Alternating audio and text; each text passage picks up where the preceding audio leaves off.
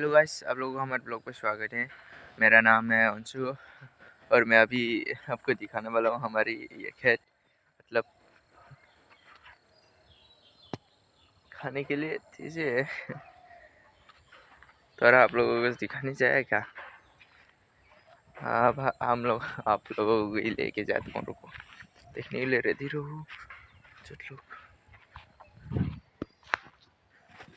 अच्छा हो गया साथ लोग।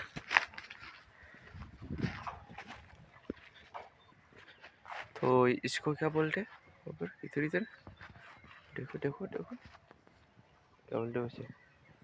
क्या बोलते हैं बाबा?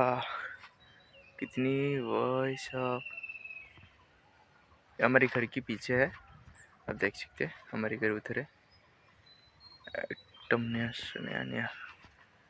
स्वागत रहे आप लोगों को, स्वागत स्वागत मन लोग पे। तो ऐसे कि